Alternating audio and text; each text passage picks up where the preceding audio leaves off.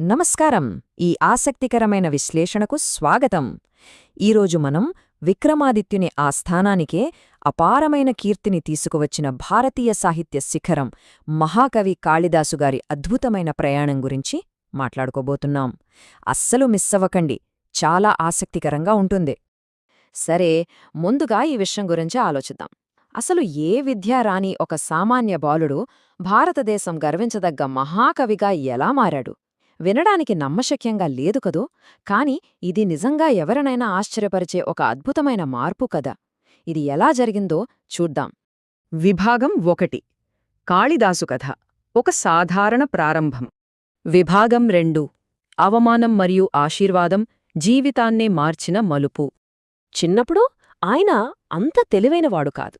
ఒకానొక దశలో చదువు రాదని పండితులు ఆయనను తీవ్రంగా అవమానించారు. ఆ ఘోరమైన అవమానాన్ని తట్టుకోలేక కన్నీటితో కాళీమాత ఆలయానికి వెళ్లి తీవ్రంగా ప్రార్థించాడు.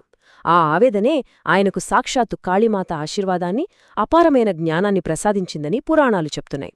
ఒక్క మాటలో చెప్పాలంటే ఆ ఒక్క క్షణం భారతీయ సాహిత్య చరిత్రనే పూర్తిగా మార్చేసింది.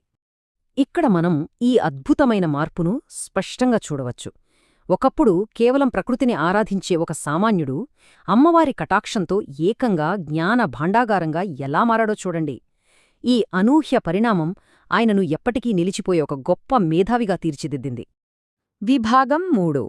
గొప్ప సంస్కృత కావ్యాలు, భావోద్వేగాల వర్ణన. అమ్మవారి ఆశీస్సులతో ఆయన కలం నుండి జాలివారిన కావ్యాలు సామాన్యమైనవి కావు. అభిజ్ఞాన శాకుంతలం, మేఘదూతం, రఘువంశం ఇవన్నీ ప్రపంచవ్యాప్తంగా అపారమైన గుర్తింపు పొందాయి. ఎంతలా అంటే ఈ అద్భుతమైన కవిత్వమే ఆయనకు విక్రమాదిత్య మహారాజు సభలో ఆస్థాన కవిగా అత్యున్నత స్థానాన్ని, గౌరవాన్ని తెచ్చిపెట్టింది. అక్షరాలా ఆయన ఆ కాలానికే ఒక స్టార్ అయిపోయారు. విభాగం 4. గొప్ప ప్రకృతి కవి, పదాల్లో జీవం పోయడం. కాళిదాసుగారిని ప్రకృతి కవి అని కూడా ఎందుకంటారో తెలుసా? ఆయన రచనల్లో ప్రకృతికి ఒక ప్రత్యేకమైన స్థానముంటుంది. మేఘాలు, వర్షాలు, పర్వతాలు, ప్రేమ ఇలా ప్రతి ఒక్కదానికి తన పదాలతో ప్రాణం పోసే అద్భుతమైన శైలి ఆయన సొంతం. ఆయన వర్ణనలు చదువుతుంటే ఆ మేఘాలు, ఆ ప్రకృతి దృశ్యాలు అచ్చం మన కళ్ల ముందే కదులుతున్నట్లుగా అనిపిస్తాయి.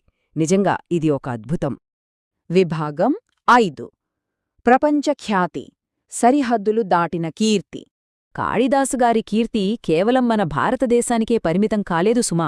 ఆయన రచనలు సముద్రాలు దాటాయి, ఎన్నో విభిన్న భాషల్లోకి అనువదించబడ్డాయి.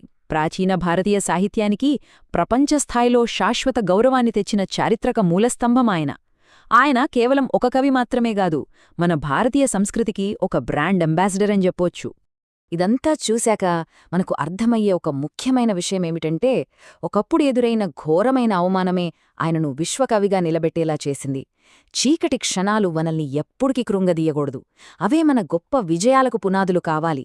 మరి ఆలోచించండి, మన జీవితంలో ఎదురయ్యే కష్టాలను, అవమానాలను కూడా మనం ఇలాగే అద్భుతమైన విజయాలకు స్ఫూర్తిగా మార్చుకోగలమా?